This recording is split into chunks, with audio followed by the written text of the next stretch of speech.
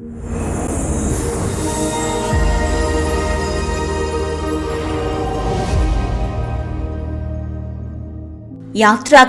7ஆம் அதிகாரம். கர்த்தர் மோசேயை நோக்கி, பார், உன்னை நான் பார்வோனுக்கு தேவனாக்கினேன். உன் சகோதரனாகிய ஆரோன் உன் தீர்க்கதரிசியாயிருப்பான்.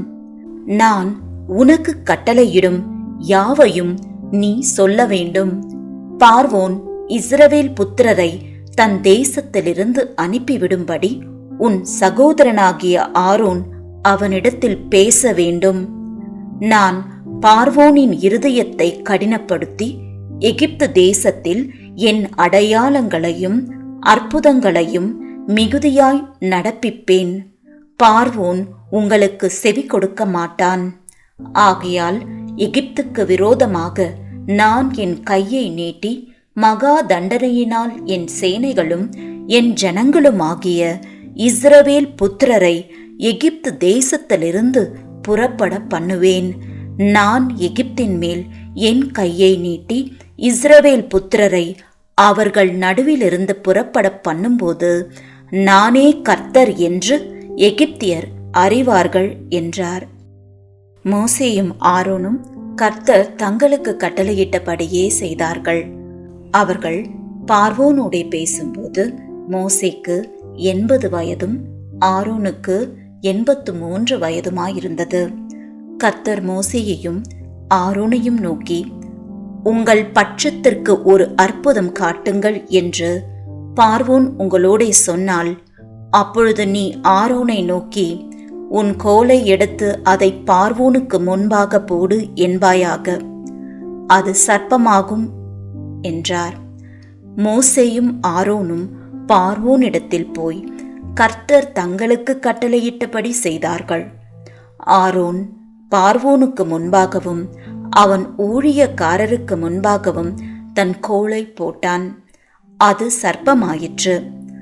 அப்பொழுது பார்வோன் சாஸ்திரிகளையும் சூனியக்காரரையும் அழைப்பித்தான். எகிப்தின் மந்திரவாதிகளும் தங்கள் மந்திர வித்தையினால் அப்படி செய்தார்கள். அவர்கள் ஒவ்வொருவனாக தன் தன் கோலை போட்டபோது அவைகள் சர்ப்பங்கள் ஆயின.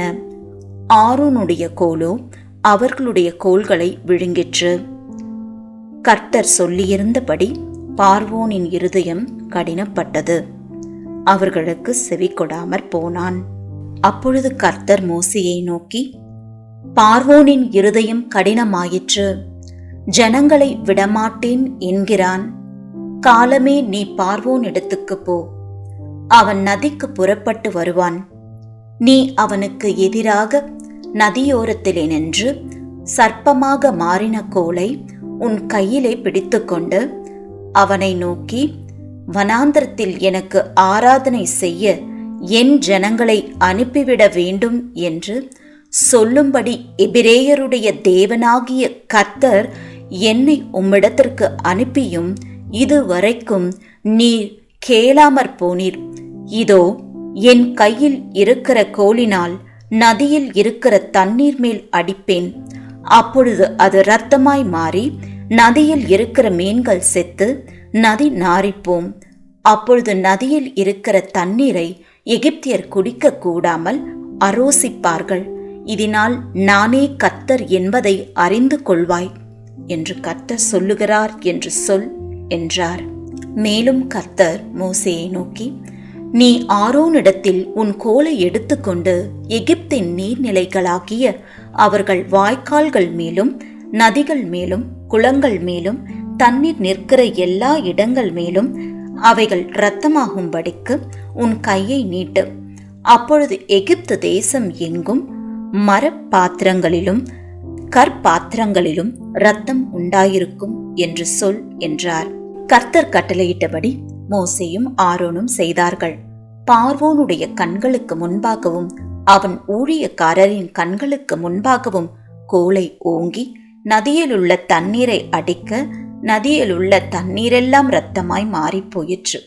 நதியின் மீன்கள் செத்து நதி நாறிப் போயிற்று. நதியின் தண்ணீரை குடிக்க எகிப்தியருக்கு கூடாமற் போயிற்று.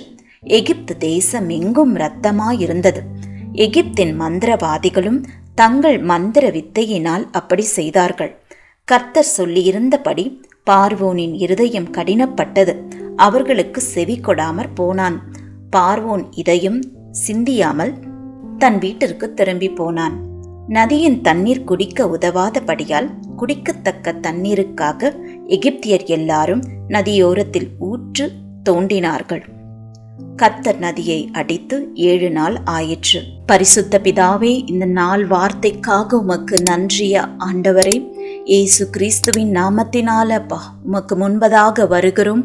இந்த நாளில் 7ஆம் அதிகாரம் 4ஆம் வசனத்தில் சொல்லியிருக்கிறபடி மகா தண்டனையினால் என் சேனைகளும் என் ஜனங்களுமாகிய இஸ்ரவேல் புத்திரரை எகிப்து தேசத்திலிருந்து புறப்பட பண்ணுவேன், நானே கர்த்தர் என்று எகிப்தியர்கள் அறிவார்கள் என்ற வாக்குத்தத்தத்தின்படி இந்த நாளில் கூட வேலை ஸ்தலத்திலே அப்பா, உங்க ஜனங்களுக்கு விரோதமாய் எழும்பி இருக்கிற எகிப்திய ஆவிகளை அப்பா நீர் எதிர்த்து நின்று உம் ஜனங்களை விடுவித்து நீரே கர்த்தர் என்பதும் அப்பா உம் பிள்ளைகள் வெட்கப்பட்டு போகாமல் வேலை ஸ்தலங்களில் அவர்கள் தலைகளை உயர்த்தும்படி அப்பா ஆண்டவரே கிருபை பாராட்டும்படி அப்பா நீரே நடத்தும்படி செபிக்கிறேன். இயேசு கிறிஸ்துவின் நாமத்தில் செபிக்கிறோம் பிதாவே.